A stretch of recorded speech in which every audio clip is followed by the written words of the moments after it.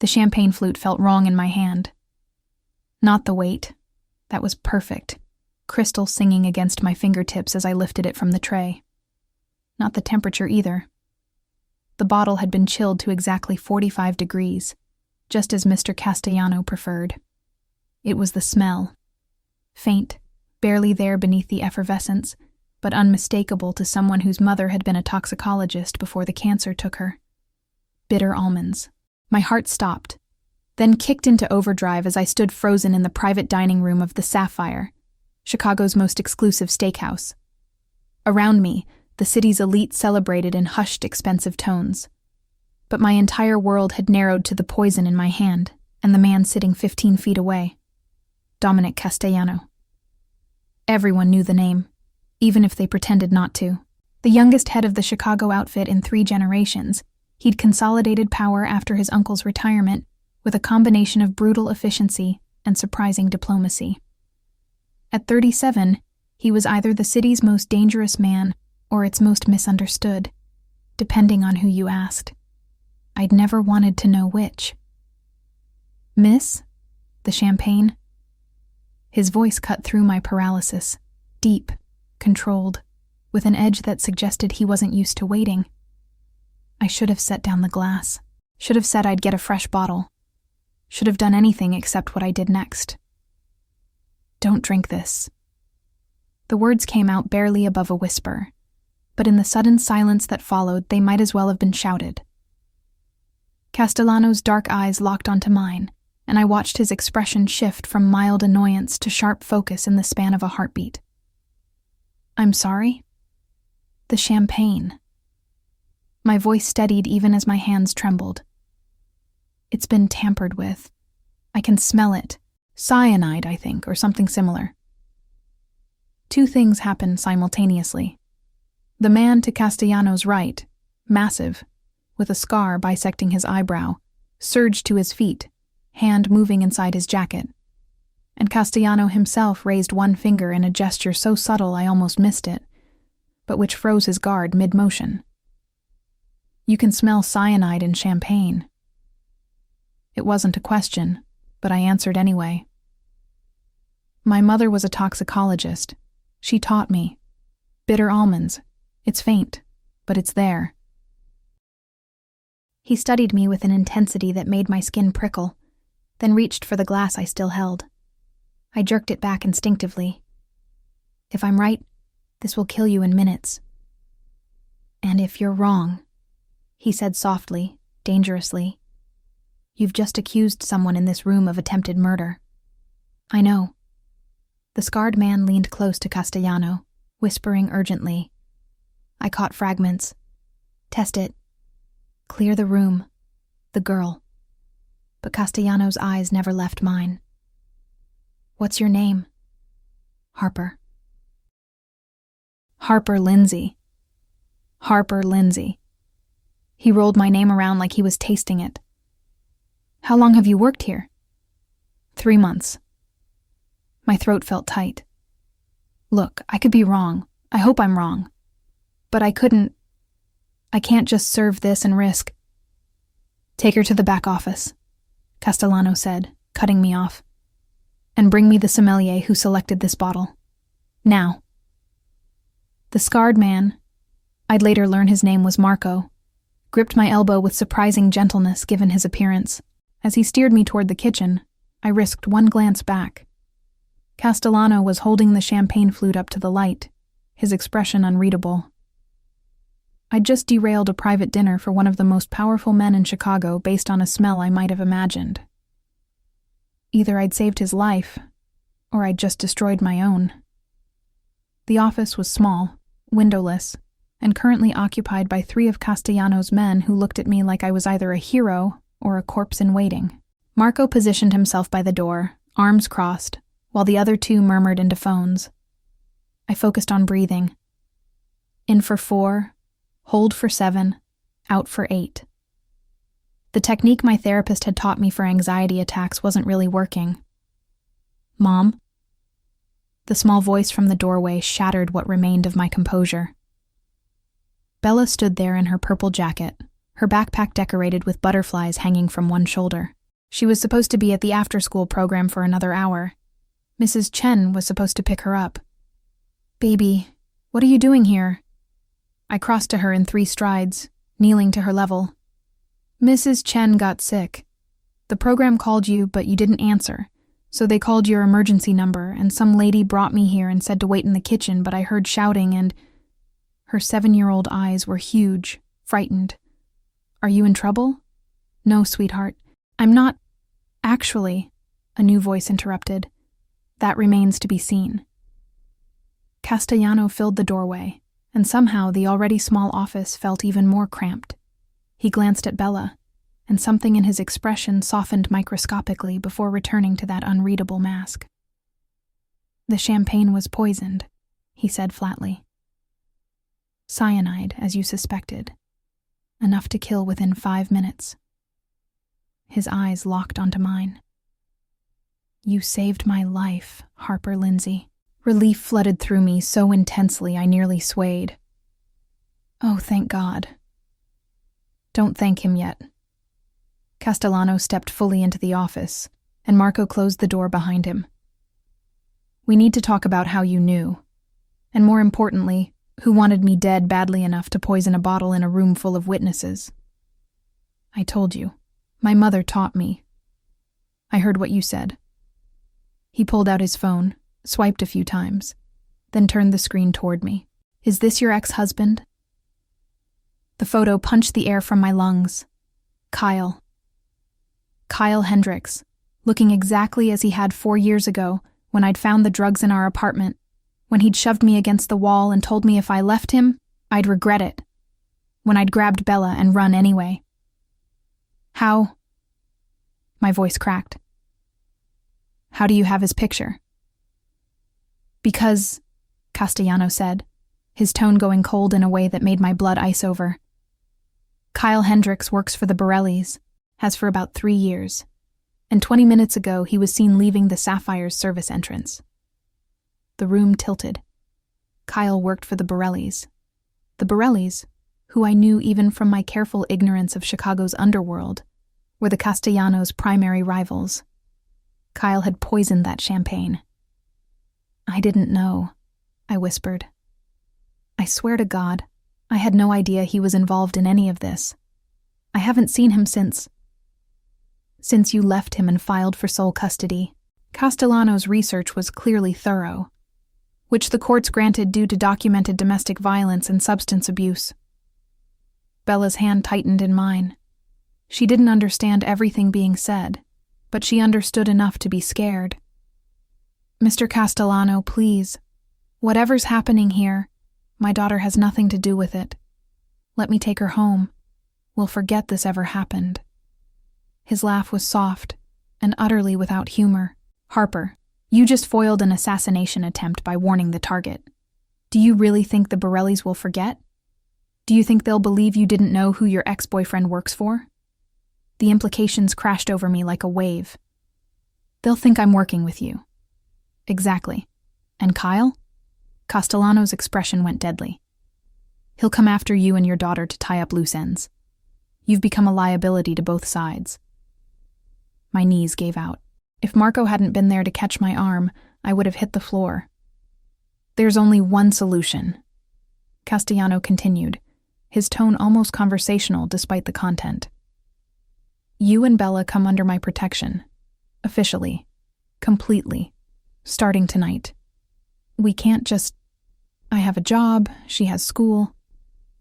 "Had a job." His correction was gentle but absolute. "You can't come back here. Can't go back to your apartment. As of this moment, Harper, you and your daughter are my guests." The way he said guests made it clear what he really meant. Prisoners. The car that took us from the Sapphire was a black SUV with windows so deeply tinted I couldn't see the city passing by. Bella sat pressed against my side, her small body trembling despite my attempts at reassurance. Marco drove in silence while another guard, introduced only as Tony, sat in the passenger seat, occasionally murmuring into a phone.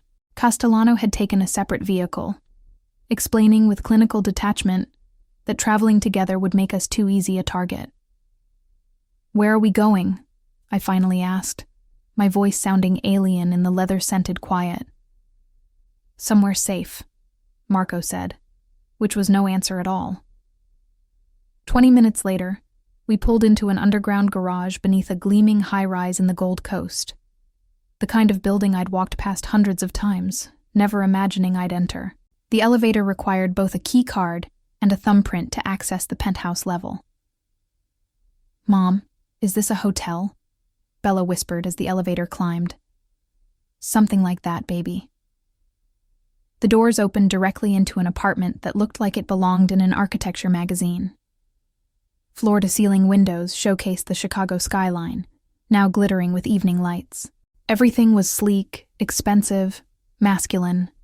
Dark wood, leather furniture, abstract art that probably cost more than I'd made in the last year. A woman in her 50s with kind eyes and silver-streaked hair approached us with a warm smile that seemed impossibly out of place. "You must be Harper and Bella. I'm Elena. I manage Mr. Castellano's household. You must be exhausted. I've prepared rooms for you both." "Mrs. Chen didn't really get sick, did she?" I asked quietly.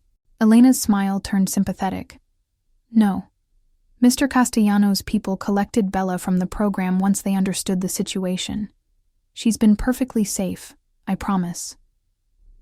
The efficiency with which Castellano had seized control of our lives should have terrified me more than it did. But exhaustion and shock were setting in, creating a strange numbness. "This way," Elena continued, leading us down a hallway. "Bella, you have your own room. I hope you like butterflies." My daughter's eyes went wide as Elena opened a door to reveal a bedroom that looked like a child's fantasy. A bed with a canopy draped in gauzy fabric printed with butterflies. Shelves already stocked with books and toys. A window seat overlooking the city. "How did you—" I started. "Mr. Castellano is very thorough," Elena said simply. "Your room is connected through this door, Harper. There's clothing in the wardrobe that should fit you both. Dinner will be ready in an hour. But if you're hungry now, we're fine." The lie felt necessary. "Thank you." After Elena left, I helped Bella wash up in the attached bathroom, all marble and gold fixtures, before she collapsed onto the bed, clutching a stuffed rabbit that had been waiting on the pillow. "Mom, are we in trouble because of Dad?" The question hit like a physical blow. I'd worked so hard to protect her from the worst of Kyle's behavior, to make our escape seem like a natural separation rather than a desperate flight. Now everything I'd built was crumbling. "We're going to be okay," I said, smoothing her dark hair back from her forehead. "Mr. Castellano is helping us, just for a little while. He seems scary." "I know, but sometimes scary people can still be good people." I wasn't sure I believed it, but I needed her to. She fell asleep within minutes, exhaustion, overwhelming fear. I stayed beside her until her breathing deepened, then retreated to my own room to process what had happened. The room was stunning, all cream and gold, with a bed large enough to sleep 4 people. Through a door, I found a closet filled with clothing in exactly my size. Jeans, sweaters, dresses, all clearly expensive. All clearly purchased specifically for me. How long had Castellano known about Kyle? How long had he been planning this? A knock at the door made me jump. "Come in." Castellano entered, and the already large room felt smaller with his presence. He'd changed from his suit into dark slacks and a charcoal cashmere sweater that probably cost more than my monthly rent. Without the armor of formal wear, he looked younger. Still dangerous, but somehow more human. "Bella's asleep?" he asked. "Yes." He nodded, moving to the window. For a long moment, he just stared out at the city, his profile sharp against the glittering backdrop. "I want you to understand something, Harper. What happened tonight? It's not your fault. You couldn't have known Kyle was involved with the Borellis. But you knew, I said. You had his picture ready. I've been tracking Borelli operations for months. Kyle appeared on my radar 3 weeks ago as a low-level courier.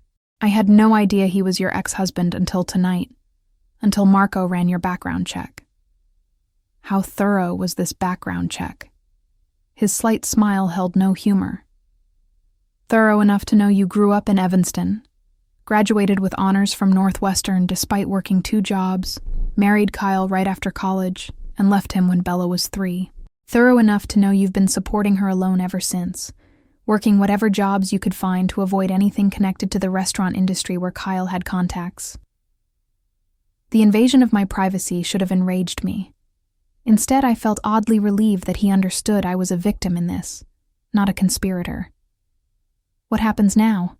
I asked. Now you stay here, under guard, until I can neutralize the threat. Neutralize. The euphemism was obvious. You're going to kill him. I'm going to protect you and your daughter, he corrected. What happens to Kyle depends entirely on his choices. I wanted to feel something at the thought of Kyle's potential death. Grief, maybe, or horror. But all I felt was a cold, pragmatic relief that the man who'd haunted my nightmares might finally be gone. How long? I asked. How long will we need to stay here? He turned from the window, his dark eyes finding mine. That depends on many factors. Days, weeks, possibly longer. Bella has school. I have bills to pay. I can't just vanish from my life. Your life as it was is over, he said bluntly. I'm sorry, but that's the reality. Elena will arrange for Bella to continue her education here. As for your bills, they're handled. I don't want your charity. It's not charity. He moved closer, and I fought the urge to step back. You saved my life tonight, Harper. That creates a debt. In my world, debts are sacred. You and Bella are under my protection now, which means everything you need, you receive. Not as charity, as payment for a service rendered. I don't want to be part of your world. Then you shouldn't have warned me about the champagne. His tone wasn't cruel, just factual. But you did. And here we are. The truth of it settled over me like a weight. One moment of conscience, of doing what my mother had taught me was right, and my entire existence had shifted. I need to call my landlord, I said, grasping for some semblance of control. Arrange for someone to get our things. Already done. Your belongings will be here tomorrow. I didn't give you permission. I don't need permission to keep you alive. He stepped closer still, near enough that I could smell his cologne, cedar, and something darker, more complex. Understand this, Harper. I'm not asking you to like this situation. I'm not even asking you to trust me, but I am asking you to be smart enough to recognize that right now, I'm the only thing standing between your daughter and people who would hurt her to get to me. Or to Kyle. The mention of my daughter punctured my defenses. He saw it happen, watched my shoulders sag with the weight of inevitable surrender. Dinner in 20 minutes, he said, his voice softening fractionally. Elena made pasta. Bella mentioned to her that it's your favorite. After he left, I sank onto the edge of the bed, head in my hands. Through the connecting door, I could hear Bella's soft snores, the innocent sound of a child who believed her mother could protect her from anything. I'd saved a mafia boss's life. Now we were his prisoners. And somewhere in the city, my ex-husband was learning that I'd betrayed him, whether I'd meant to or not. The champagne glass had changed everything. Morning arrived with golden light streaming through floor-to-ceiling windows and the smell of fresh coffee that pulled me from restless dreams. For a moment, I forgot where I was. Then reality crashed back. The penthouse, Castellano, Kyle's betrayal, our beautiful prison. I found Bella already awake, standing by her bedroom window in pajamas Elena must have provided, butterfly patterned like everything else in her room. Mom, look, you can see the whole city from here. Her wonder hurt. At 7, she couldn't fully grasp that this luxury came wrapped in danger, that we were trapped despite the beauty surrounding us. "It's pretty spectacular," I admitted, wrapping my arms around her from behind.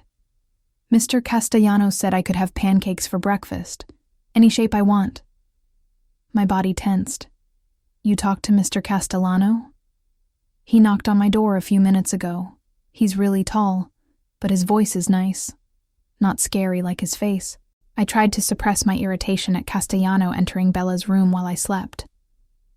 Logically, I knew he meant no harm. This was his home, after all. But the presumption unsettled me, this casual access to my daughter. Elena appeared in the doorway as if summoned. "Good morning. I hope you both slept well. Breakfast is ready whenever you are." After we dressed, me in jeans and a cashmere sweater from the mysteriously stocked closet, Bella in leggings and a soft purple tunic, Elena led us to a dining area where Castellanos sat reading something on a tablet, a cup of espresso at his elbow. He looked up as we entered, his expression unreadable. "Harper, Bella, I hope the accommodations are satisfactory." "They're lovely," I said, the politeness automatic despite everything. "Thank you." "Pancakes!" Bella announced, climbing onto a chair with the fearlessness of childhood. "Can I have a butterfly?" Something in Castellanos' face shifted. Not quite a smile, but a softening. "I think that can be arranged." He disappeared into the kitchen, and I used his absence to study the space more carefully. Every surface was immaculate, everything in its place. No personal photos, no clutter. It felt more like a showroom than a home. "Your prison's nicer than mine," Marco said from his position by the elevator, surprising me. His scarred face remained impassive, but there was dry humor in his tone. "Where's your prison?" "Apartment in Wicker Park. 1 bedroom, broken heating, neighbor who plays drums at 2 a.m. Despite everything, I almost smiled. Castellano returned with a perfect butterfly-shaped pancake that made Bella gasp with delight. As she attacked it with syrup, he poured coffee for me without asking, adding cream exactly as I took it. "How did you know?" I asked quietly. "I pay attention." We ate in strange domesticity, me picking at eggs I wasn't hungry for, Bella chattering about the butterfly mobile she'd noticed above her bed, Castellano responding with a patience I hadn't expected. He asked her about school, about her favorite subjects, about the books she liked to read. His interest seemed genuine, not performative. "Can I watch cartoons?" Bella asked after finishing. "Elena set up the media room for you," Castellano said. "Down the hall, second door on the left." After Elena escorted her away, Castellano's demeanor shifted, the brief warmth evaporating into business-like efficiency. "We need to discuss your situation." "Our imprisonment, you mean?" "Your protection," he corrected mildly. "Kyle knows you're alive. He knows you warned me. The Borellis will assume you're cooperating with me, which makes you valuable as leverage or dangerous as a witness. Either way, you're a target. Have you found him?" "Not yet. He's gone to ground. But we will." The certainty in his voice sent a chill through me. "And then?" "Then he stops being a problem." I set down my coffee cup with shaking hands. "That's a human life you're talking about so casually. A human life that tried to murder me and endangers you and your daughter." His eyes hardened. "You want me to spare the man who gave you those scars?" My hand instinctively went to my wrist, where faded marks still showed from when Kyle had grabbed me so hard he'd broken blood vessels. I'd told myself they were invisible now, faded enough that no one would notice. Castellano noticed. "He hurt you," he continued, voice deadly quiet. "He abandoned his daughter. He works for people who traffic in human misery. You want mercy for that?" "I want my daughter to grow up believing violence isn't the answer to everything. Violence is often the only answer in my world. But fine." He leaned back, studying me. "I won't kill Kyle. I'll simply ensure he can never come near you again. Is that acceptable?" The compromise should have felt like a victory. Instead, it felt like complicity. "What happens to us afterward?" I asked. "When Kyle's been handled and the threat is neutralized?" "That depends on you." "Meaning?" He stood, moving to the window with that predatory grace I was starting to recognize. When he spoke, he didn't face me. "You can leave. I'll set you up somewhere far from Chicago. New identities, financial support, a fresh start for you and Bella. Or you stay." Now he turned, his dark eyes intense. "You work for me. Your skills are wasted serving champagne, Harper. You have knowledge, instincts, intelligence. I could use someone like you." "Use me for what exactly?" "Research, analysis. You understand chemistry, toxicology. Those skills are valuable in ways you can't imagine." The offer tempted me more than it should have. A real job, using my mother's training, finally applying the education I'd had to abandon when Bella was born. But the cost, becoming part of Castellano's organization, crossing lines I'd spent years avoiding, seemed impossibly high. "I need time to think about it." "You have time," he said. "We're not going anywhere soon." The days that followed developed an unsettling rhythm. Bella attended virtual school sessions Elena arranged with a private tutor, seemingly untroubled by our strange new existence. I spent hours reading in the expansive library Castellano maintained, trying to distract myself from the gilded cage reality. Castellano himself was often absent during the day, disappearing into an office I wasn't allowed to enter. But evenings he joined us for dinner, engaging Bella with genuine interest while his eyes periodically found mine across the table, assessing, questioning, seeing too much. On the fourth night, after Bella had gone to bed, I found him on the terrace overlooking the city. The November wind was bitter, but he seemed unbothered, nursing a glass of whiskey as he stared at the glittering skyline. "Can't sleep?" he asked without turning. "Not really." I joined him at the railing, wrapping my arms around myself against the cold. "Have you found Kyle yet?" "No. He's being hidden by the Borellis. We'll find him eventually." "And what happens then?" He finally looked at me, his expression unreadable in the dim lighting. "I keep my promise. He disappears from your life without dying." "That's not what you want, though, is it? You want him dead for what he did."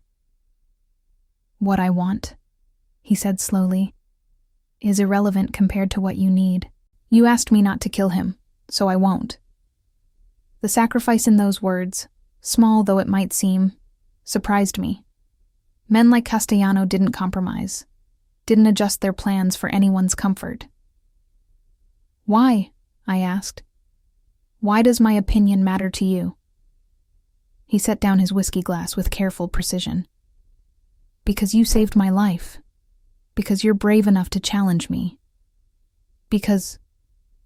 He stopped, jaw tightening. "Because I respect you, Harper. That's not something I give easily." The admission hung between us, weighted with implications I wasn't ready to examine. "I should go check on Bella," I said, needing distance from whatever was building in the charged air between us. "Harper." His voice stopped me at the terrace door. "You're not a prisoner here. You're protected. There's a difference." "Is there?" I asked. "Because from where I'm standing it looks remarkably similar." I didn't wait for his answer. The library became my sanctuary. Castellano's collection was extraordinary. First editions, rare volumes, ranging from classic literature to modern crime fiction, with surprising sections on chemistry and pharmacology. I spent hours there, curled in a leather chair by the window, trying to lose myself in pages while Bella played with Elena or did her schoolwork. On the 7th day of our captivity, I found a book that made me pause. A toxicology textbook, recent edition, bristling with sticky notes covered in precise handwriting, Castellano's handwriting. That one's particularly useful for understanding modern synthetic compounds. I jumped, nearly dropping the book. Castellano stood in the doorway, dressed casually in jeans and a black sweater, more relaxed than I'd seen him. "You study toxicology?" "I study anything that might be used against me." He moved into the library, settling into the chair opposite mine with fluid grace.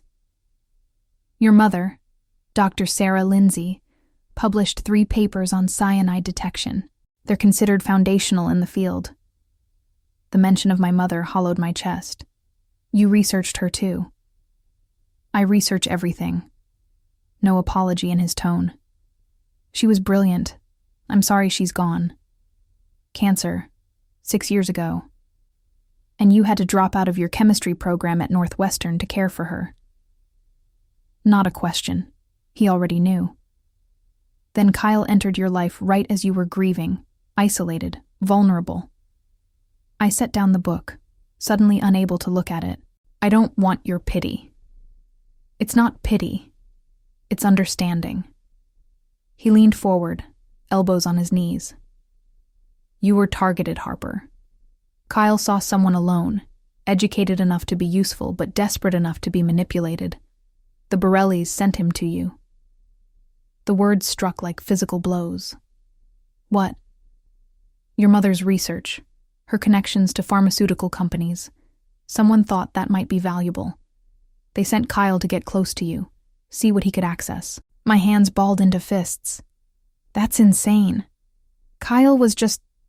He was a barista when we met, at a coffee shop near campus. A barista who happened to strike up a conversation with you 3 times a week until you agreed to a date." Castellano's voice was gentle, almost pitying. "I'm sorry, Harper, but it wasn't chance." The room tilted.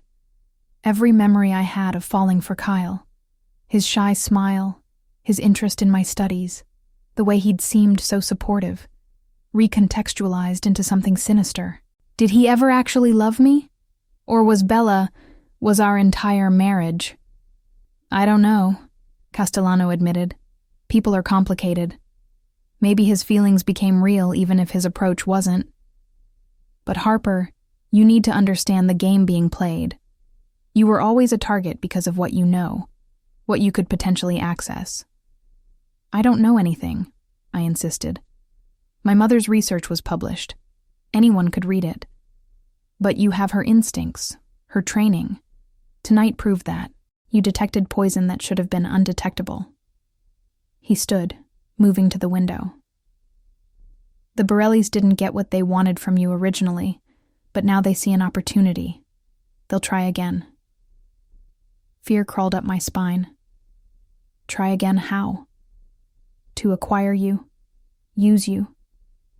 Either willingly or not." The implications made me nauseous. "You're saying I'll never be safe? That we'll never be safe?" "Not unless the Borellis are convinced you're useless to them, or..." He turned, eyes sharp. "Unless you're too valuable to someone else." "To you, you mean?"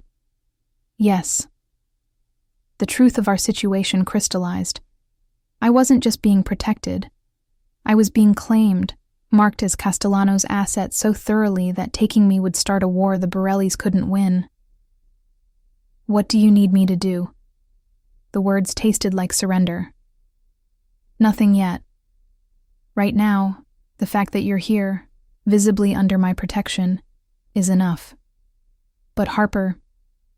His expression softened fractionally. "I meant what I said. You're not a prisoner. When this is resolved, the choice is yours. Leave or stay. Either way, you'll be protected. Why do you care?" The question burst out, raw and desperate. "You don't know us. We're strangers you've known barely a week." He moved closer, near enough that I could see the fine lines at the corners of his eyes, the shadow of stubble along his jaw. "You reminded me that not everyone in this city is corrupted. That integrity still exists." His voice dropped lower, and Bella reminds me of my sister at that age. Before... He stopped, jaw tightening. "Before what?"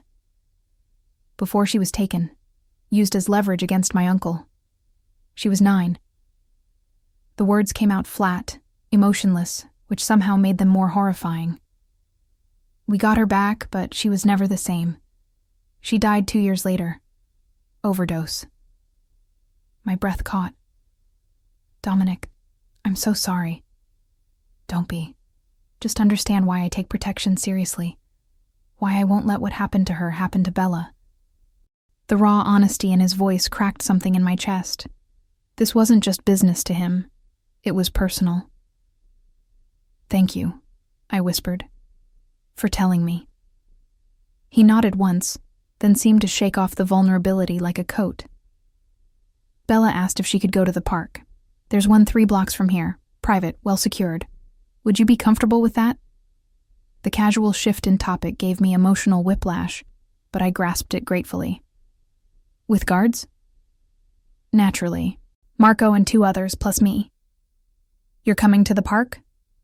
A hint of a smile. I haven't been to a park in years. It might be refreshing. An hour later, bundled against the November chill, we walked the 3 blocks to a small manicured park surrounded by high-end brownstones.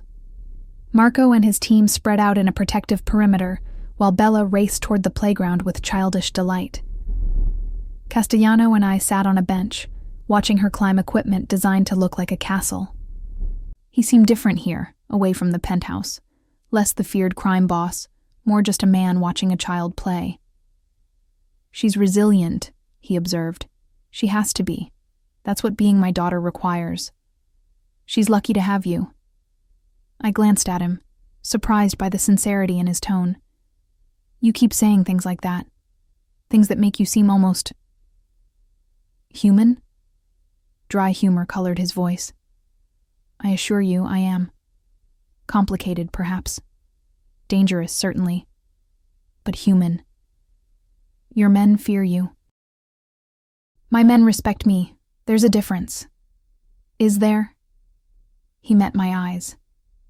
One is compliance through terror. The other is loyalty through consistency. I'm harsh but fair. I demand much but reward generously. I never punish without cause, and I always keep my word. Even to people like me. Especially to people like you.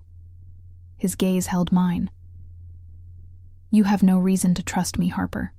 But I'm hoping over time, you'll see I mean what I say. Bella's delighted shriek drew our attention. She'd convinced Marco to push her on the swing, and the enormous scarred man was doing so with surprising gentleness, even making her laugh with exaggerated sound effects. Your men are good with her, I said softly. Marco has a daughter. She's 15 now, lives with her mother in Boston. He sees her twice a month. Castellano's expression turned thoughtful. Tony has 3 kids. Most of my inner circle are fathers. They understand what's at stake.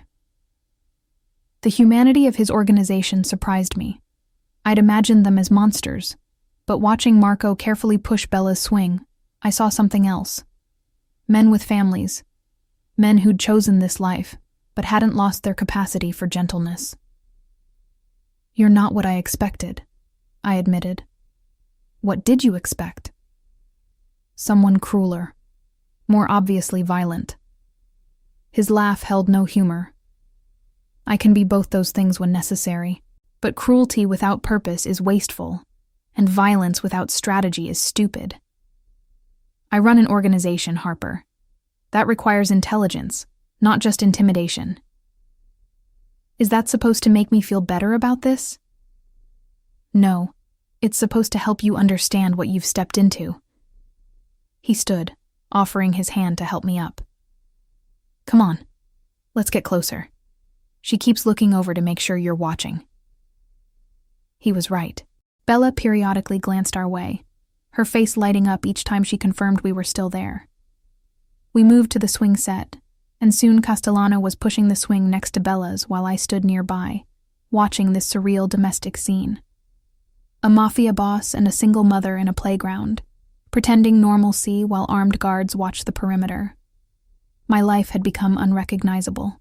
As we walked back to the penthouse later, Bella's hand in mine while she chattered about the castle she'd climbed, Castellano's phone buzzed. He checked it, and his entire demeanor changed, shoulders tensing, jaw hardening into that dangerous mask I recognized. "What is it?" I asked quietly. "Kyle."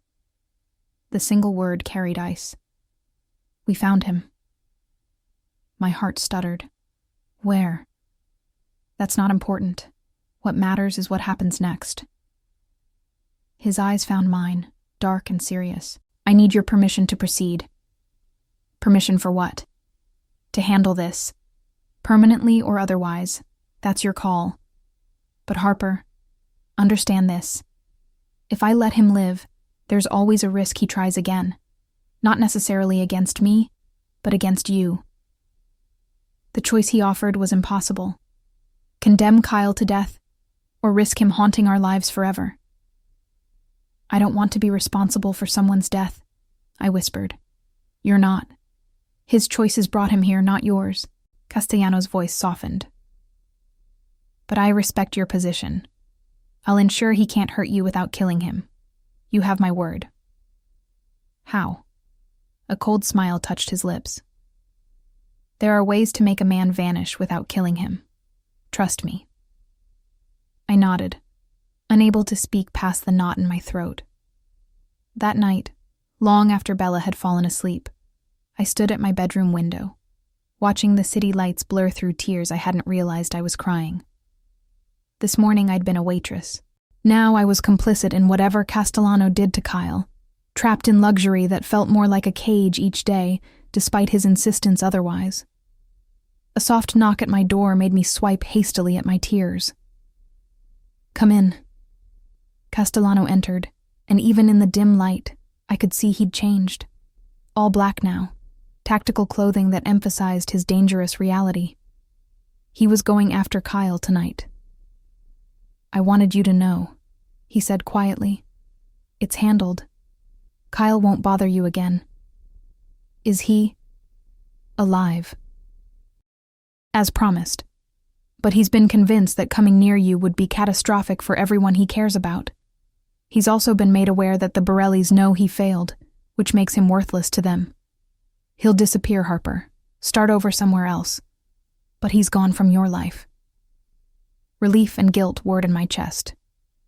"Thank you." "Don't thank me. Just..." He moved closer, and I saw something in his eyes I hadn't seen before. Vulnerability. "Tell me you believe I keep my promises. That's all I ask." "I do," I whispered, and realized it was true. He reached out slowly, giving me time to pull away, and brushed a tear from my cheek with his thumb. The touch was electric, inappropriate, and completely overwhelming. "Get some sleep," he said softly. "Tomorrow we'll talk about what comes next." After he left, I sank onto my bed, heart racing. Everything was changing, and I wasn't sure I wanted it to stop.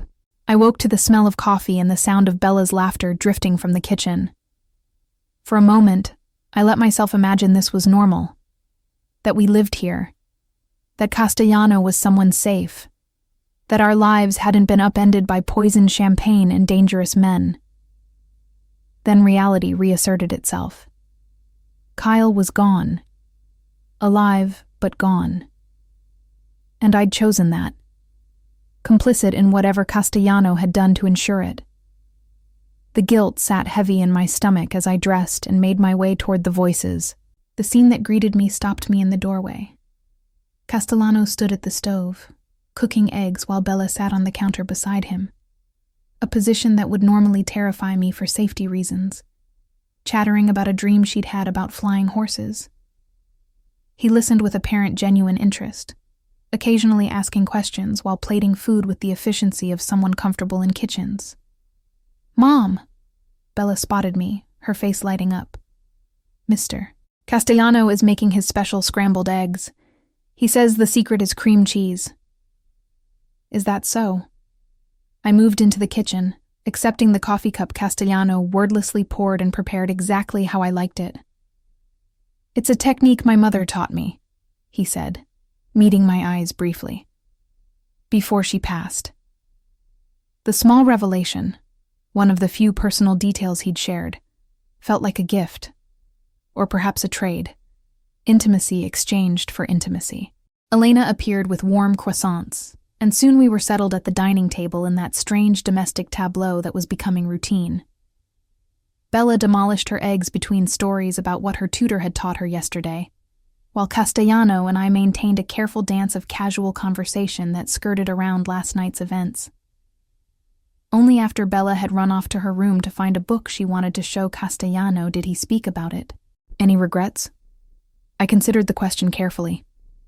About Kyle being gone? No. About how it happened? Maybe. You didn't do anything, he pointed out. I did. But I authorized it. That makes me complicit. Or it makes you a mother protecting her daughter. He leaned back in his chair, studying me. Harper, in my world, we don't have the luxury of clean hands. Every choice is a compromise between bad and worse. You chose the option that keeps Bella safe without crossing the line you drew. That's not complicity. That's survival. Is that how you justify everything you do? His expression hardened slightly. I don't justify. I make decisions based on the information I have and the outcomes I need. Sometimes those decisions are brutal. Sometimes they're merciful. But they're always deliberate. And Kyle? Was that merciful or brutal? Both. He stood, moving to the window with that restless energy I was starting to recognize meant he was processing something complex. He's alive, which is more mercy than he deserves. But he'll live the rest of his life looking over his shoulder, knowing that if he steps out of line, there are consequences. That's the brutal part. Will he actually stay away? Yes.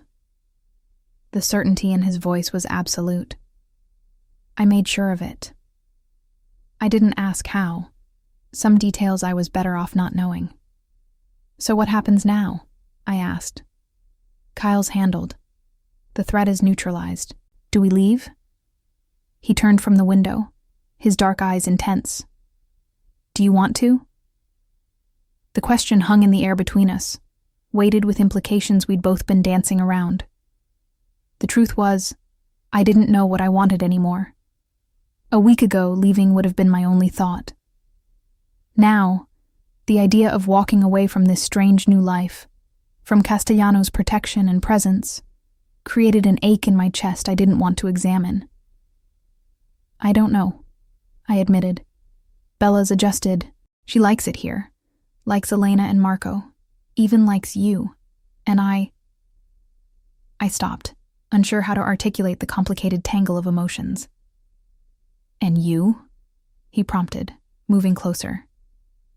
I feel safe, I said finally. For the first time in 4 years, I'm not constantly looking over my shoulder, not wondering if Kyle will show up drunk or if I'll make rent or if Bella will have to go without something she needs. I hate that this safety comes from you, from being part of this world I never wanted to touch, but I can't deny it exists. So stay. As what? Your perpetual house guest? Your kept woman?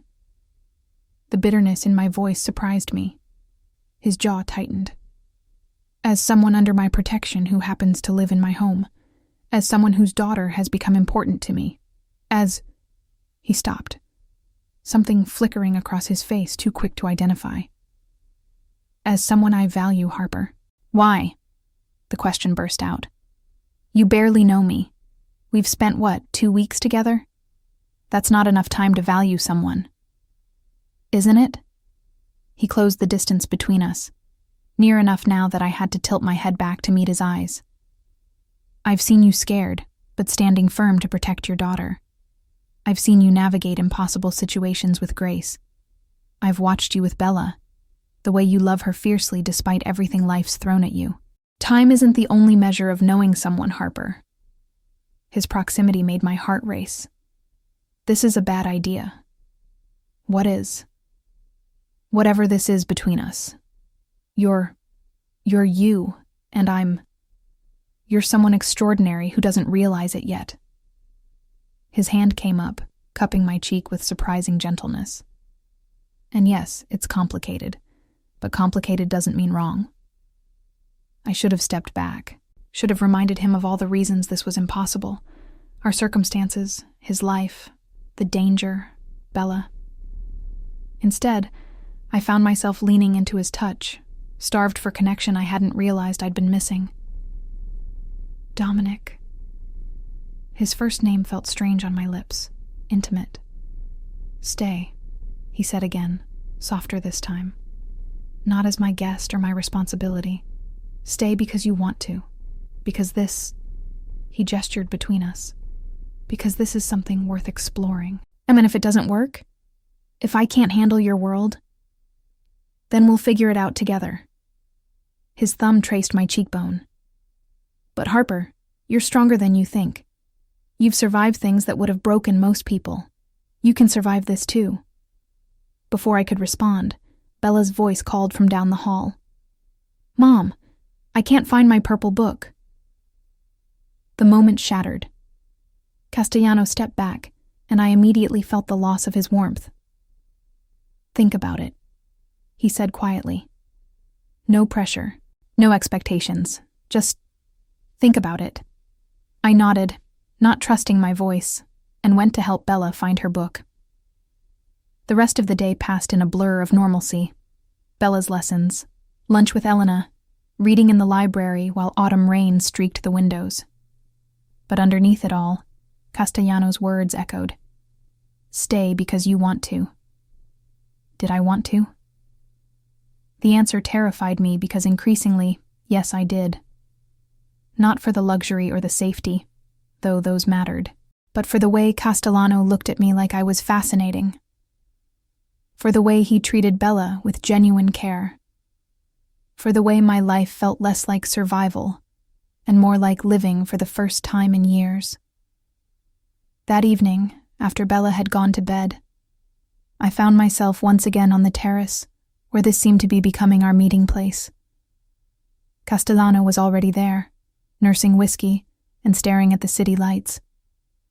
Can't sleep again? He asked without turning. Apparently that's a theme now. I joined him at the railing. I've been thinking about what you said. And I don't know if I can do this. Be part of your world. Let Bella grow up in it. I turned to face him. But I also don't know if I can walk away. From the safety, yes, but also from you. He set down his glass, giving me his full attention. Then don't decide yet. Stay a while longer. Let yourself adjust. See if this life might actually fit. And if it doesn't, then I keep my promise. Set you up somewhere safe, somewhere far from here. You and Bella start fresh, and I... He paused, something like pain crossing his features. I let you go. The prospect of him letting go felt more painful than it should have after such a short time. What do you want, Dominic? I asked. Really? He moved closer, and the air between us charged with unspoken tension. I want you to stay. I want to come home to you and Bella. I want to build something that feels like more than just existing. His voice dropped lower. And I want to kiss you without worrying it's too soon or too complicated or any of the 100 reasons we're supposed to resist this. My breath caught. Then maybe you should stop worrying. His eyes darkened, searching mine for hesitation. Finding none, he closed the distance, his hand sliding into my hair as his mouth found mine. The kiss started gentle, testing, questioning, but quickly deepened as I responded, my hands fisting in his sweater to pull him closer. He tasted like whiskey and danger and something indefinably addictive. When he finally pulled back, we were both breathing hard. Harper, he murmured against my lips. Stay. Okay, I whispered. I'll stay. For now, that was enough. 3 weeks after that kiss on the terrace, my life had settled into rhythms I never could have imagined. Mornings began with Bella bouncing into my room at dawn, excited to start her day. Breakfast with Dominic. I'd stopped thinking of him as Castellano, though that name still commanded respect from his men, became a ritual of casual domesticity that felt surreal given who he was. Bella had taken to calling him Dom with the easy affection of childhood, and watching him soften around her never failed to create a complicated ache in my chest. "Mom, can Dom take me to the aquarium?" Bella asked one Saturday morning over pancakes. "Mrs. Chen's daughter went last week and said the sharks are really cool." I glanced at Dominic, expecting him to defer to me or make excuses about being busy. Instead, he simply said, "If your mom thinks it's safe, I'll take you this afternoon." "Is it safe?" I asked, the question carrying weight beyond a simple outing. "Marco and his team will come. The aquarium has good sight lines, controlled entry points, as safe as anywhere public can be." His eyes held mine. "But I won't take risks with her, Harper. You know that." I did know it. Over the past weeks, I'd watched him demonstrate a protectiveness toward Bella that went beyond obligation. He'd reorganized his security protocols around her schedule, ensured her tutor was vetted thoroughly, even had Marco's wife, a pediatric nurse, do a health check when Bella had complained of a stomachache that turned out to be too much candy. "Okay," I agreed, "but I'm coming too." I wouldn't have it any other way. The aquarium trip was both wonderful and strange. We moved through exhibits trailed discreetly by security, drawing curious glances from other visitors who couldn't quite place why we seemed important. Bella was enthralled by everything, pressing her nose against glass tanks, while Dominic explained facts about different species with surprising knowledge. "How do you know so much about marine life?"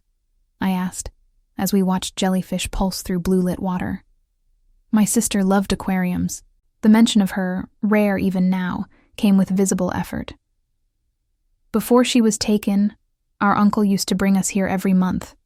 She wanted to be a marine biologist. I slipped my hand into his, squeezing gently.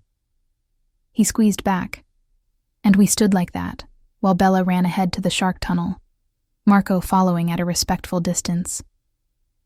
These moments of normalcy, interspersed with reminders of the life Dominic lived, were becoming precious to me. In the penthouse, I could almost forget he ran a criminal empire. Out here, watching security teams track our movements while he held my hand, the truth was inescapable. I was falling for a man whose hands weren't clean, and I wasn't sure I cared anymore.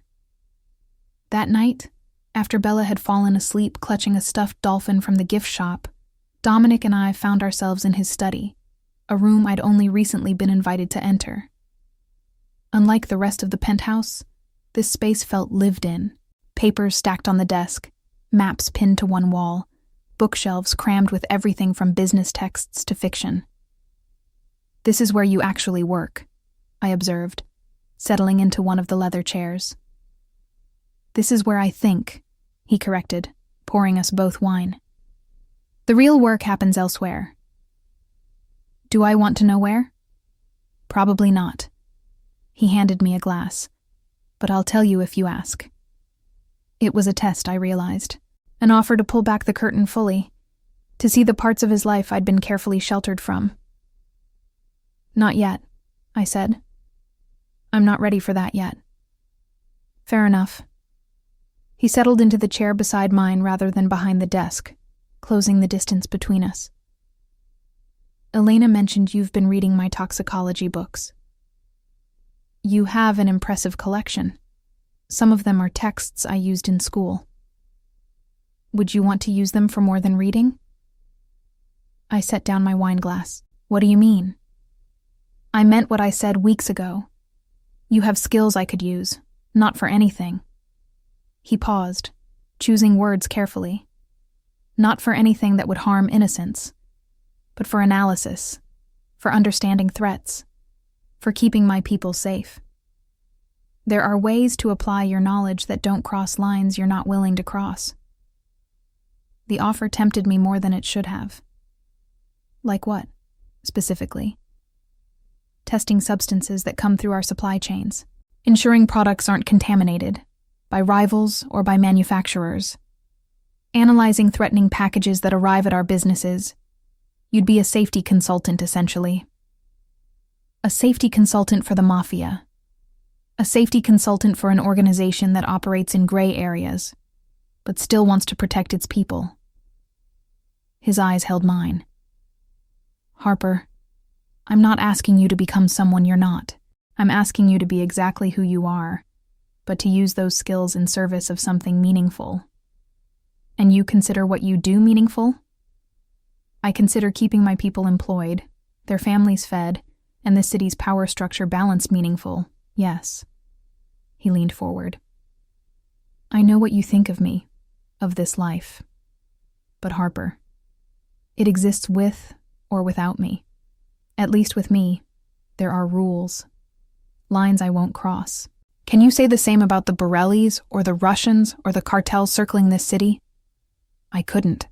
And that moral complexity, the idea that Dominic Castellano, feared mafia boss, might actually be a force for relative good in a world of worse alternatives, had been eroding my resistance for weeks. I need time to think about it. Take all the time you need. He reached over, his fingers intertwining with mine. I'm not going anywhere. Neither are you, I hope. I'm not, I admitted. I know I should want to leave, start over somewhere clean and simple.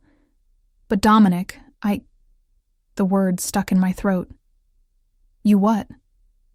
I'm happy here. The confession felt like surrender and liberation simultaneously. For the first time since my mother died, since Kyle, since everything fell apart, I'm happy.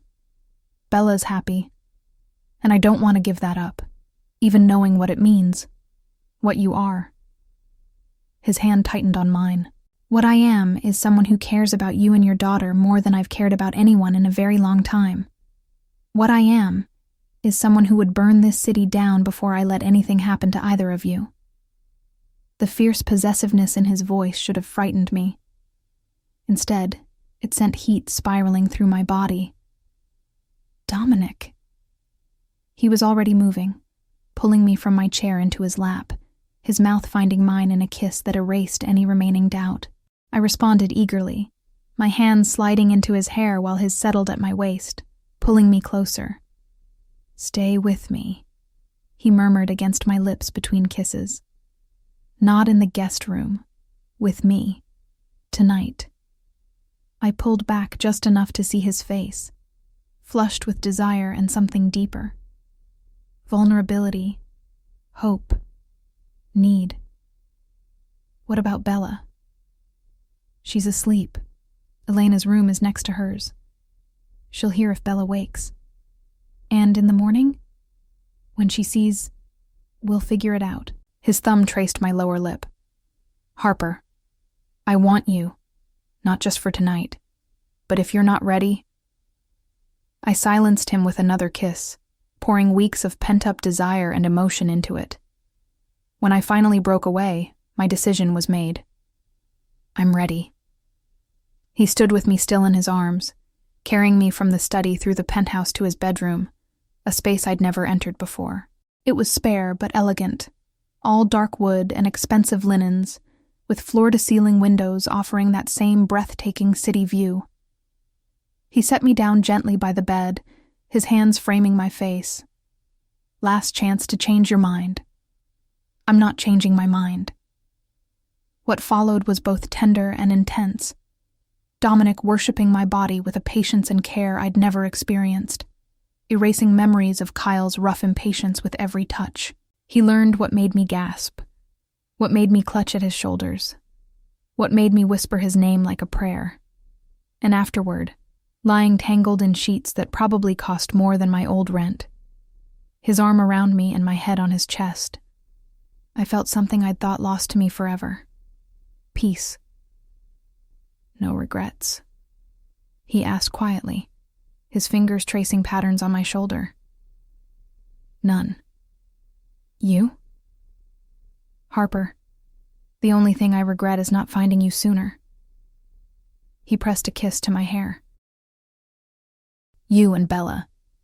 You've changed everything for me. Changed how?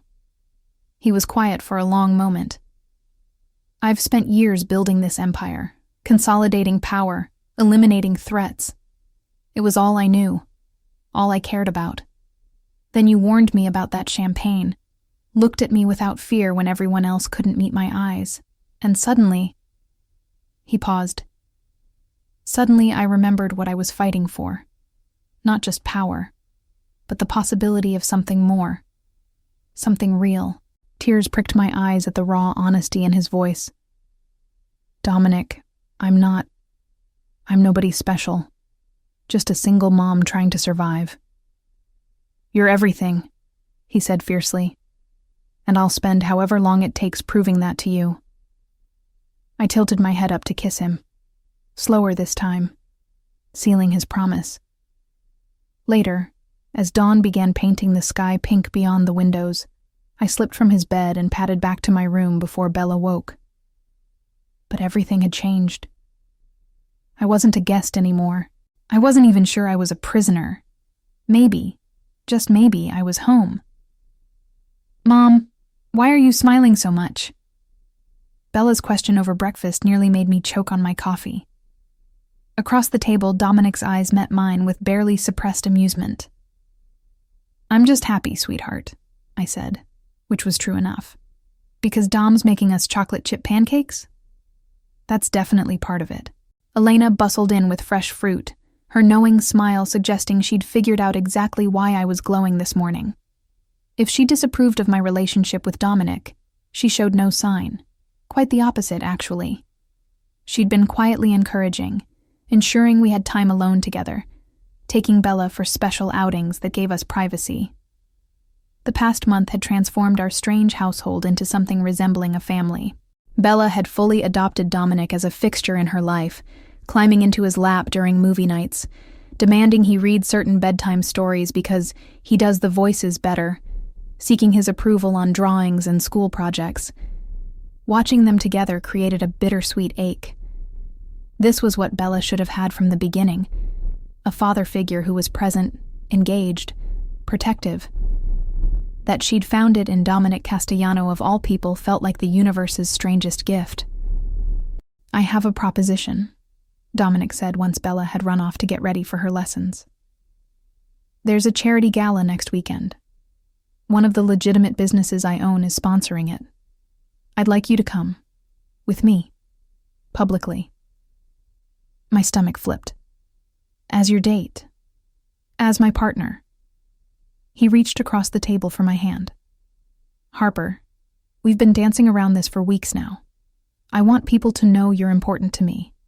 That you and Bella are under my protection in every sense. Won't that make us more of a target? It'll make you untouchable. His grip tightened. Right now, people wonder about our arrangement. Making it official, making it clear that you're mine and I'm yours, removes ambiguity. It's a stronger deterrent than hiding ever could be. The possessive language should have triggered alarms. Instead, it sent warmth flooding through me. I don't have anything to wear to a gala. His smile turned wolfish. That's already handled. Elena has appointments set up for you this afternoon. Dress, shoes, jewelry, everything you need. You're very presumptuous. I prefer confident. He stood, moving around the table to press a kiss to my forehead. Say yes, Harper. Let me show you off. What about Bella? Elena's daughter is coming to stay with her. They're the same age, and Bella's been asking for a play date. She'll be thrilled. He'd thought of everything, as usual. The careful planning that made him dangerous in business made him remarkably thoughtful in relationships. Okay, I agreed. I'll go. His answering smile was worth any lingering anxiety. The afternoon of shopping with Elena was surreal. We visited boutiques I'd never dared enter before, where salespeople treated me like royalty the moment Elena dropped Dominic's name. I tried on dress after dress until we found the one. A deep emerald gown that hugged my curves and made my eyes look impossibly green. You look like a queen, Elena said approvingly. Mr. Castellano will not be able to look away. That's what I'm afraid of, I admitted. All those people staring, judging, wondering who I am. Let them wonder. Elena's expression turned knowing. You are exactly where you belong. Anyone with eyes can see how he looks at you. How does he look at me? Like you are the answer to a question he did not know he was asking. The poetic observation stayed with me through the rest of the preparations. When gala night arrived, I stood before my bedroom mirror, barely recognizing myself. The dress transformed me. Professional styling had tamed my usual casual waves into an elegant updo, and the diamond necklace Dominic had insisted on lending me caught the light with every breath. A soft knock preceded Dominic's entrance. He stopped dead when he saw me, his usual composure cracking into open appreciation. Harper. My name came out almost reverent. You're stunning. You're not so bad yourself.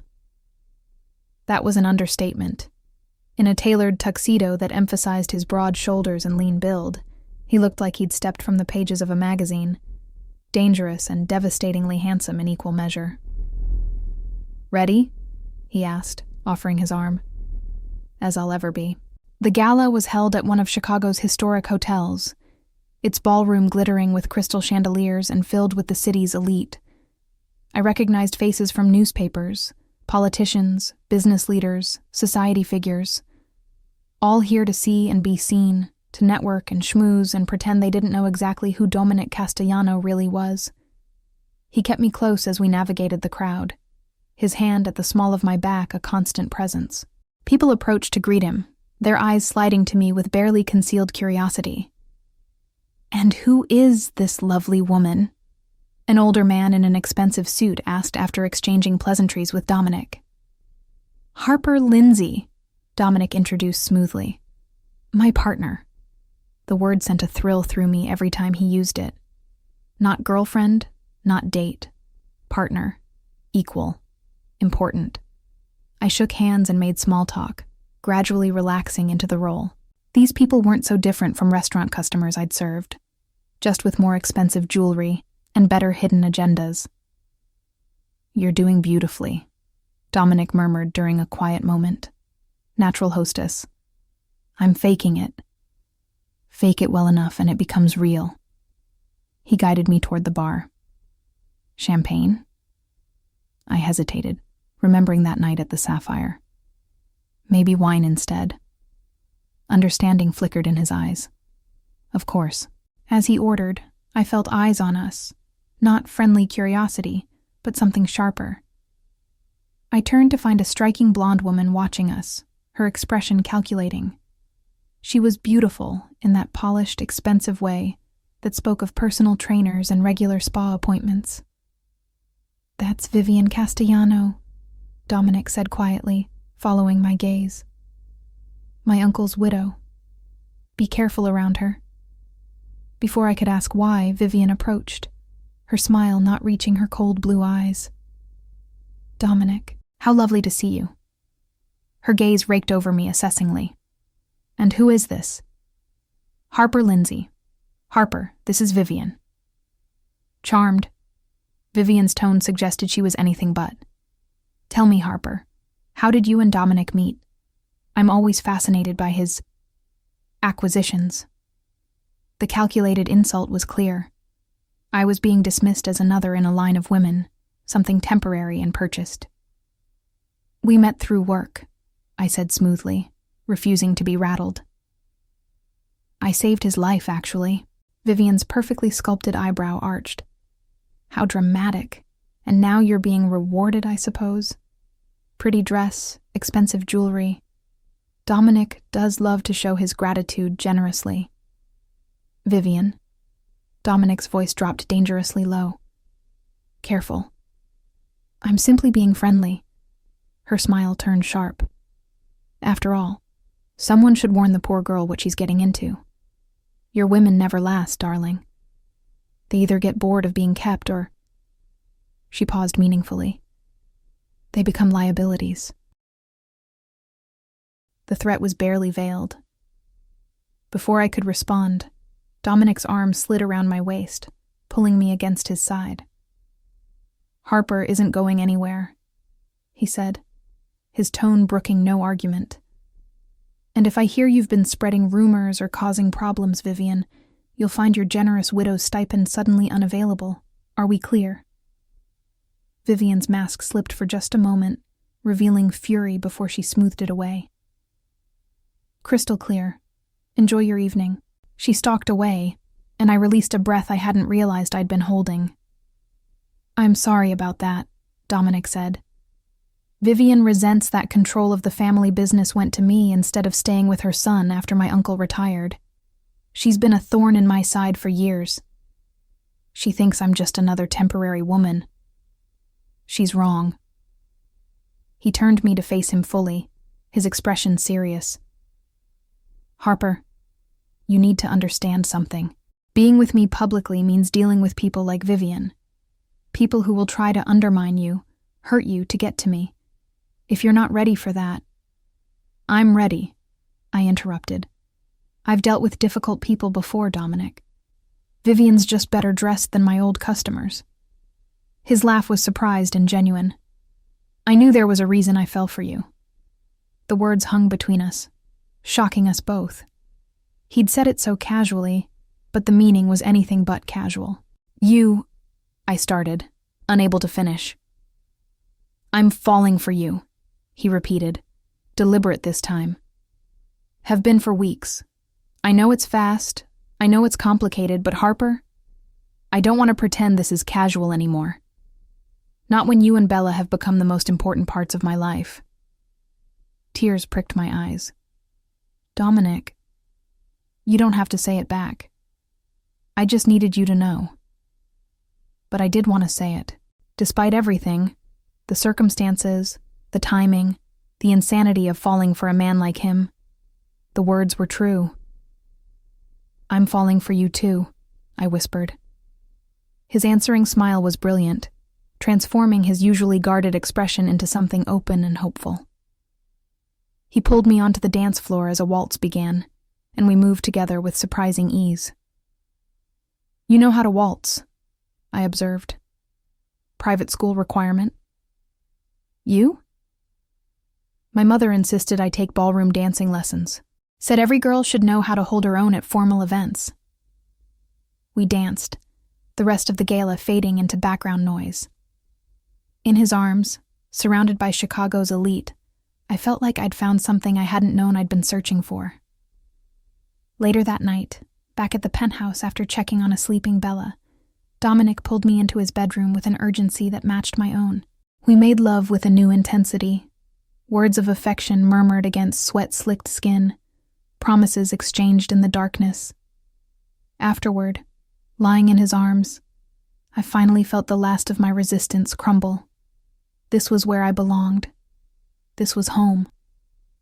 The morning after the gala, I woke to Bella bouncing on Dominic's bed, a sight that would have mortified me weeks ago, but now felt strangely natural. Mom, you're in Dom's room. She didn't sound upset, just curious. I am, I agreed, pulling the sheet higher while Dominic stirred beside me. Does that mean you're boyfriend and girlfriend now? I glanced at Dominic, who'd woken and was watching this conversation with obvious amusement. Something like that, I said carefully. How do you feel about that? Bella considered this seriously. Will Dom still read me stories? Of course I will, Dominic assured her. And make pancakes? Every weekend. Then it's okay. She bounced off the bed. Elena says there are cinnamon rolls for breakfast. After she'd raced from the room, I collapsed back against the pillows. Well, that went better than expected. She's adaptable. Dominic pressed a kiss to my shoulder. Gets it from her mother. I'm not that adaptable. 6 weeks ago, I was serving champagne. Now I'm sleeping with a mafia boss. Now you're sleeping with a man who happens to run a complicated business empire, he corrected. Don't reduce me to my worst parts, Harper. He was right. Somewhere along the way, I'd stopped seeing Dominic primarily as a dangerous criminal and started seeing him as a man. Complicated, yes, but also capable of tenderness, humor, fierce loyalty. The rest of the day passed peacefully. Bella and I spent the afternoon at the penthouse's gym, while she practiced gymnastics moves with Elena's help. Dominic disappeared into his office for work I'd learned not to ask about too directly, though he emerged for dinner and an evening of watching Bella perform her gymnastics routine approximately 17 times. "You're very patient," I observed, after Bella had finally been convinced to get ready for bed. She reminds me of my sister at that age. All energy and enthusiasm and confidence that the world will catch her if she falls. Something sad crossed his face. I want to preserve that for her. Keep her world safe enough that she never loses it. I leaned against his shoulder, offering comfort through contact. "You're good with her." "I'm trying." His arm came around me. "Harper, there's something we need to discuss." The serious tone made my stomach tighten. "What?" "My work.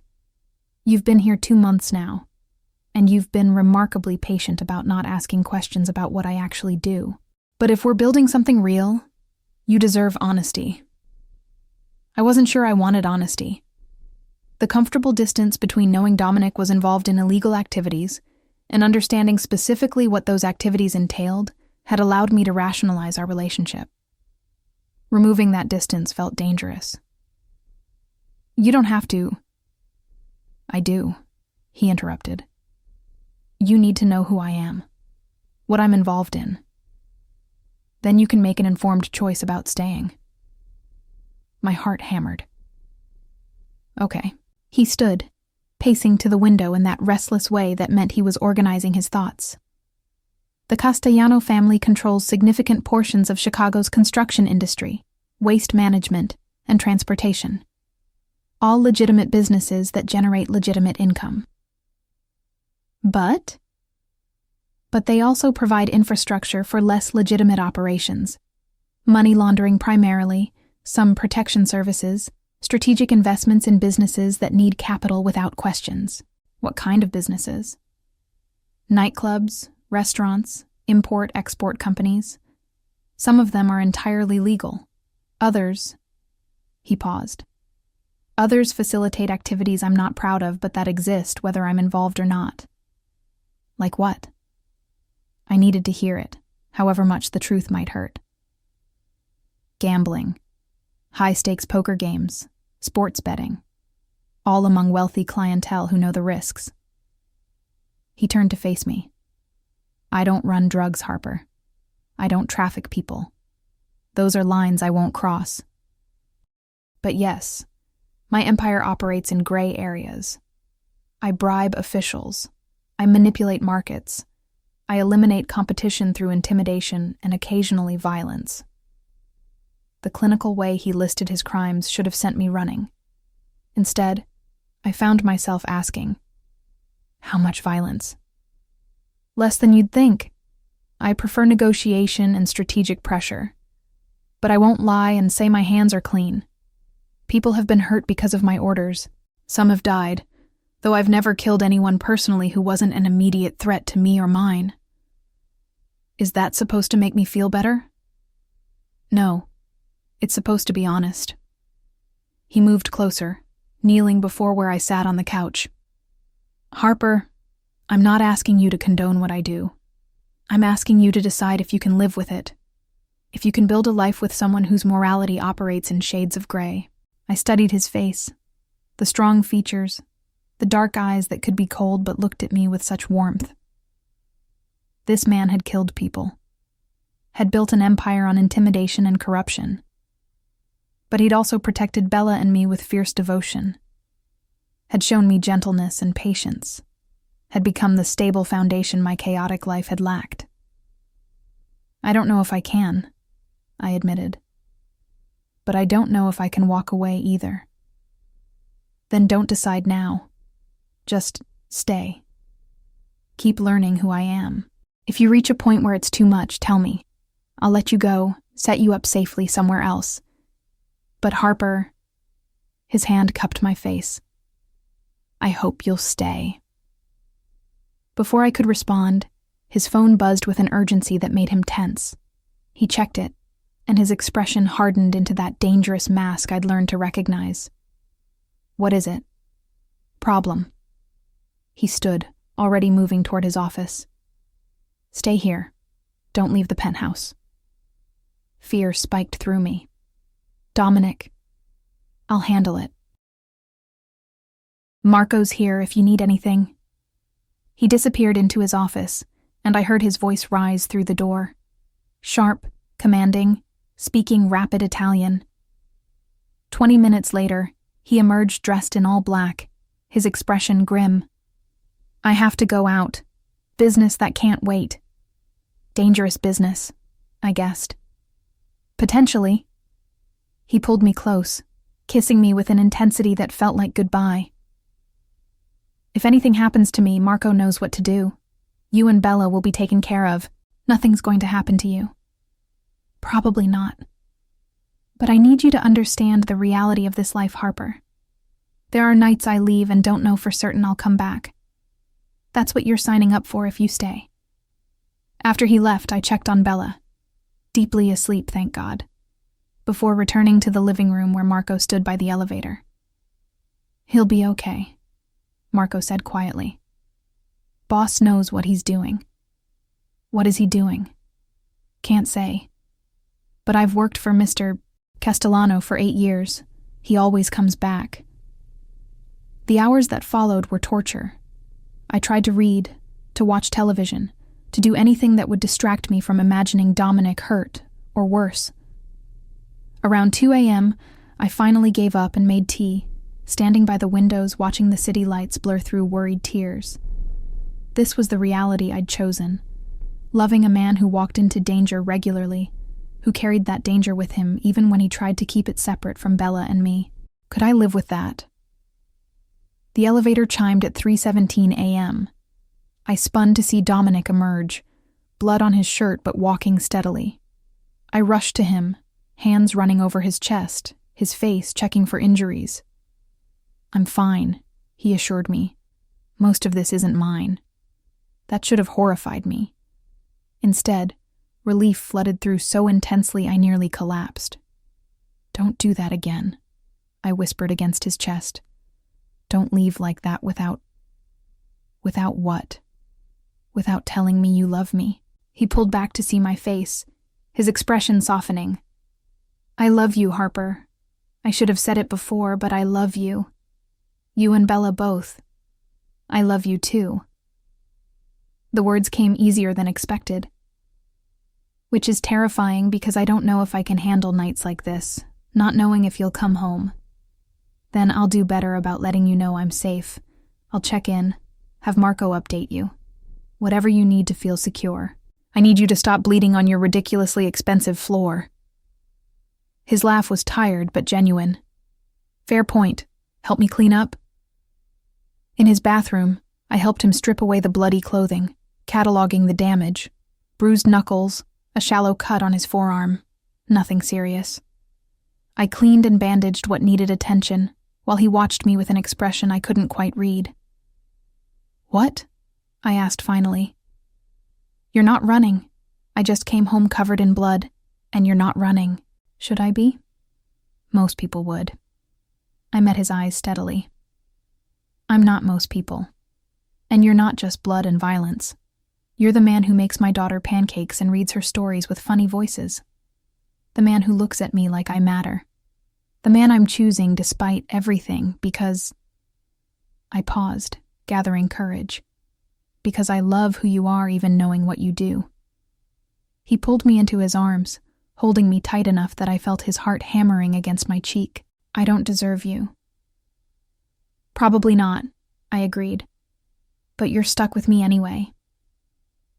We stood like that until the first hints of dawn colored the sky, holding each other in the aftermath of violence, choosing each other despite impossible circumstances.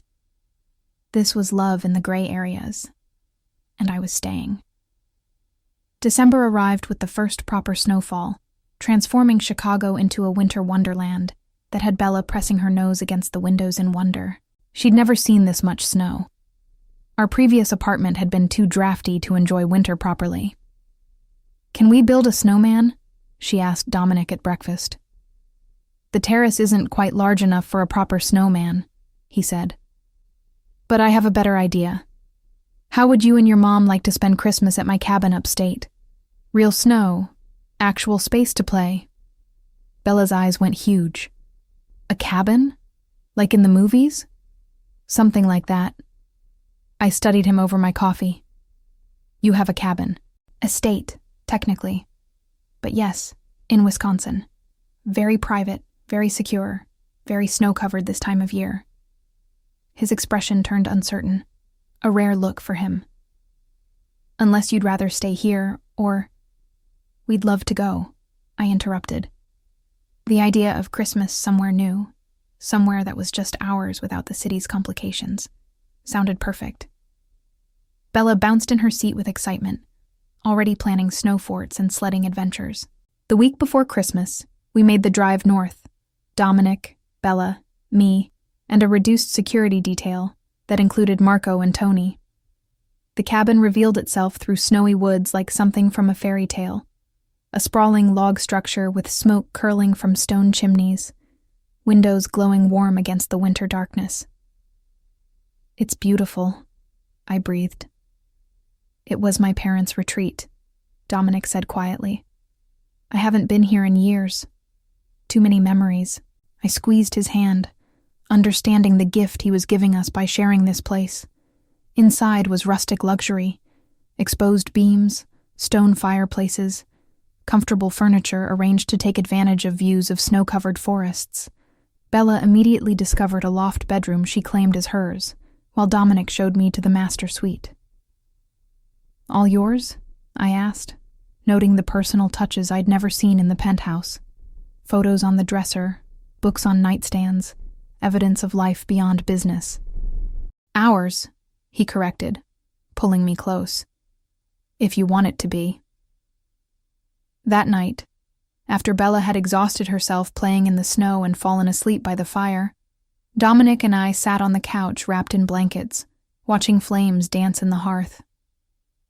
I want to talk about the future, he said. My stomach tightened. Okay. This arrangement, you and Bella living in my penthouse as protected guests, it needs to evolve. I don't want you there as someone I'm keeping safe. I want you there as family. What does that mean, exactly? It means... He shifted to face me fully. It means I'm asking you to stay permanently.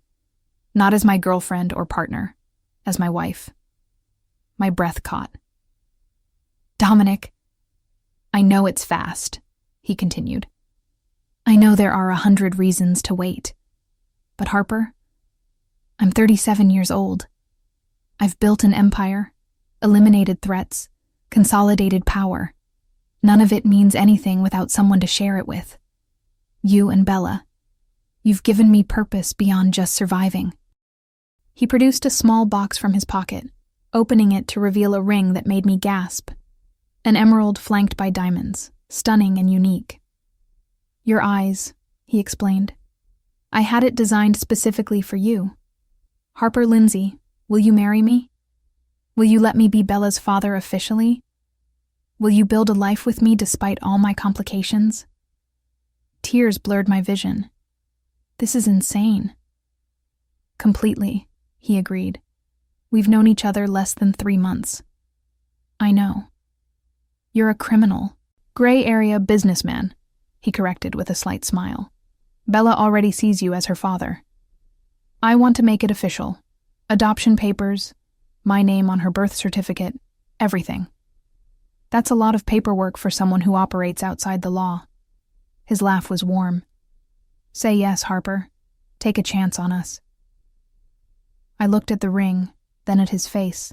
This man who'd become essential to me in ways I couldn't have predicted. This dangerous, complicated, surprisingly gentle man who loved my daughter and treated me like I was precious. Yes, I whispered. Yes, I'll marry you. He slipped the ring onto my finger, and it fit perfectly, just like everything else about this impossible relationship.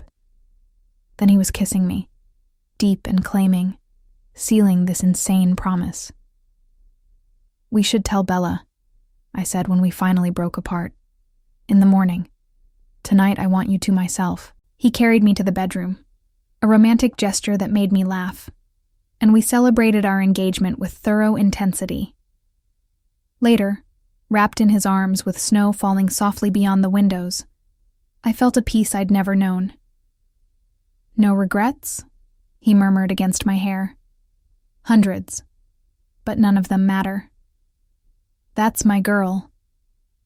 Christmas morning arrived with Bella's excited shouts. We gathered around the tree. Dominic had somehow arranged for one to be decorated before our arrival, and watched her tear through presents with childish glee. I have something special for you, Dominic said to Bella, producing a small wrapped box. Inside was a necklace with a delicate butterfly charm, her favorite, but underneath was a card. What does it say? Bella asked, unable to read the fancy script. Dominic knelt to her level. It says that I'm asking permission to adopt you officially, to be your father, if you want that. Bella's face went very serious.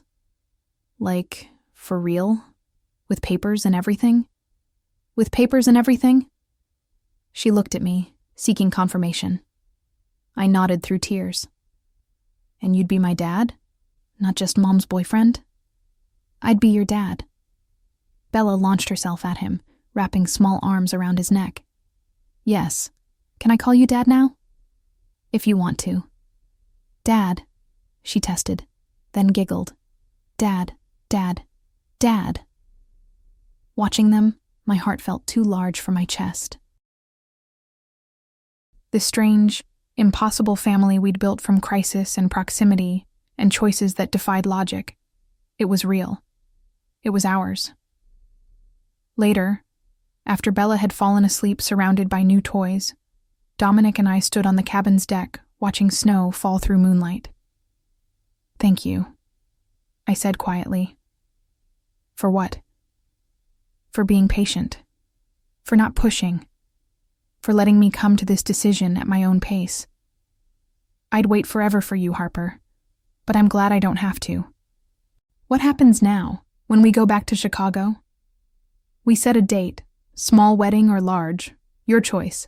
We finalize Bella's adoption. He paused. We live our lives, together. What about your work, the dangerous parts? I've been transitioning some operations, delegating to trusted lieutenants. I can't walk away entirely. That would create a power vacuum that could hurt a lot of people. But I can reduce my exposure, focus on the more legitimate aspects. He turned to face me. Harper, I won't lie and say there's no risk, but I'll do everything possible to come home to you and Bella every night. That's all I can ask. We stood in comfortable silence, the future stretching before us, uncertain, but promising. Against all odds, against every logical argument, we'd built something worth fighting for. A family, a home, a future in the gray areas where love and danger intertwined. And I was choosing it, eyes open, heart full. I love you, I said. I love you too. The snow kept falling, blanketing the world in quiet white, erasing footprints and covering sins, offering the promise of fresh starts and second chances. We'd taken ours, and we weren't letting go. The engagement announcement sent ripples through Dominic's world. Some congratulated us warmly.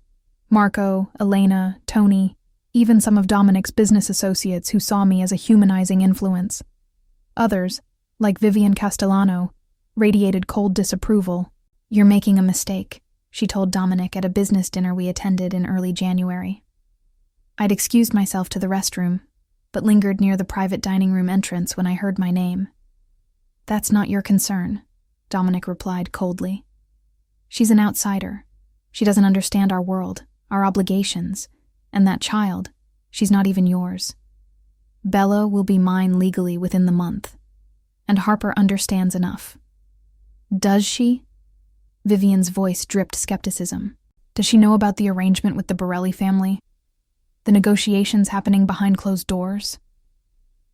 My blood ran cold. What arrangement?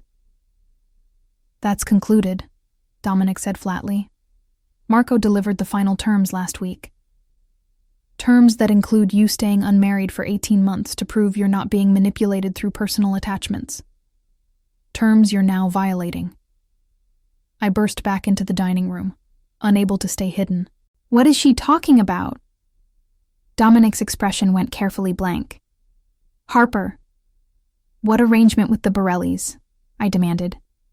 The people Kyle worked for? The ones who tried to kill you? Vivian's smile was victorious. Oh, she doesn't know.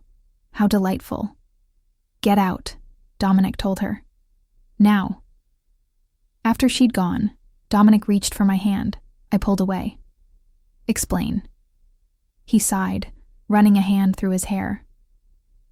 After Kyle was handled, I negotiated a ceasefire with the Borellis. Part of that negotiation included certain conditions on my personal life. Conditions like not getting married. For a specific time frame, yes. To prove I wasn't being influenced or compromised through emotional attachments. It's a standard clause in peace treaties. So marrying me breaks this treaty. Technically. But Harper, the treaty is meant to prevent impulsive decisions made under duress. We've been together 4 months now. Any argument that you're a sudden influence doesn't hold water. Won't they retaliate? They might posture, might complain. But they won't restart the war over this. The cost-benefit doesn't support it. His eyes held mine, pleading. This doesn't change anything between us. It changes that you didn't tell me. Hurt edged my voice. You proposed, talked about adoption, made all these plans without mentioning there might be consequences, because I didn't want you to factor politics into a personal decision. Harper, I love you. I want to marry you. What the Borellis think about it is irrelevant.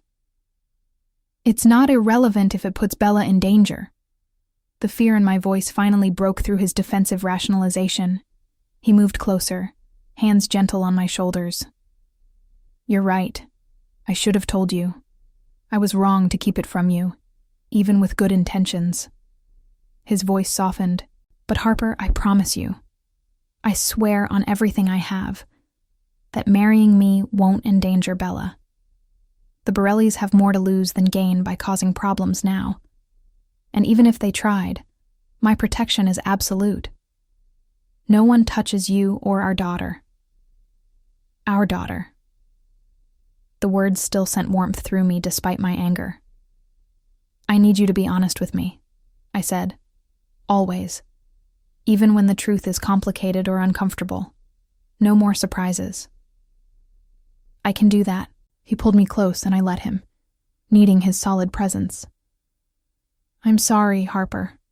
I'm still learning how to balance my professional obligations with personal relationships. It's not an excuse, but I'm trying. I know you are.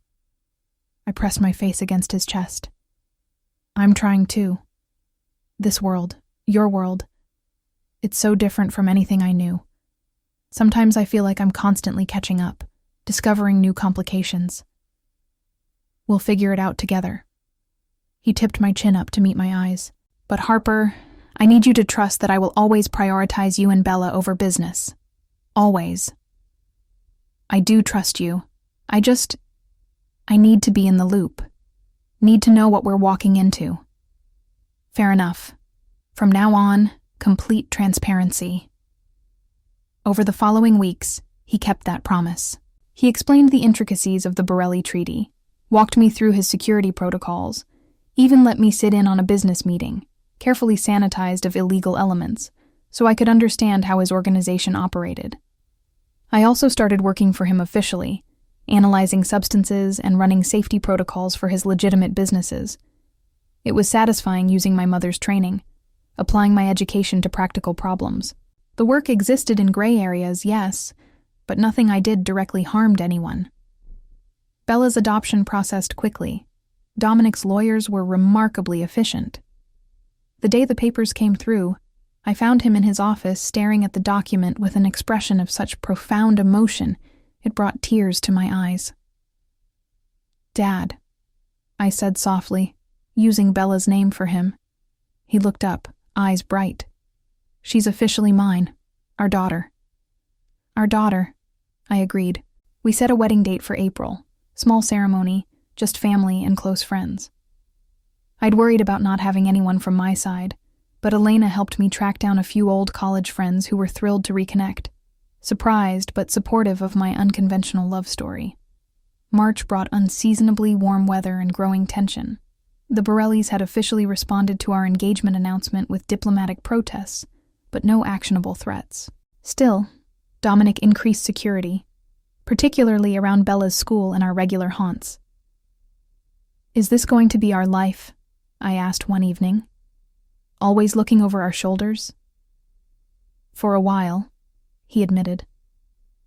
"Eventually the attention will fade, the novelty will wear off. We'll just be another family in the city. A family where the father runs a criminal empire. A family where the father operates a complex business organization," he corrected with a slight smile. "Perspective, Harper." I threw a pillow at him, laughing despite myself. 2 weeks before the wedding, Bella came home from school subdued. I found her in her room, staring at a drawing she'd made. Our family, her artistic interpretation with stick figures labeled Mom, Dad, and me. "Hey, baby, everything okay?" Some kids at school were talking about Dad, about what he does. She looked up at me with worried eyes. "They said he's a bad man." My heart sank. We'd known this conversation would come eventually, but I'd hoped for a bit more time. "Come here." I pulled her onto my lap. "Your dad does work that some people don't understand or don't like. And yes, some of what he does isn't perfect.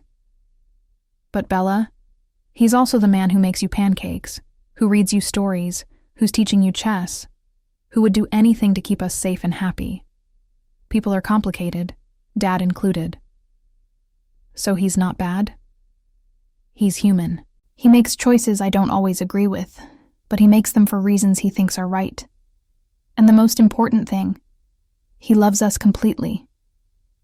Do you feel safe with him?" "Always." "Do you think he would ever hurt us or people we care about?"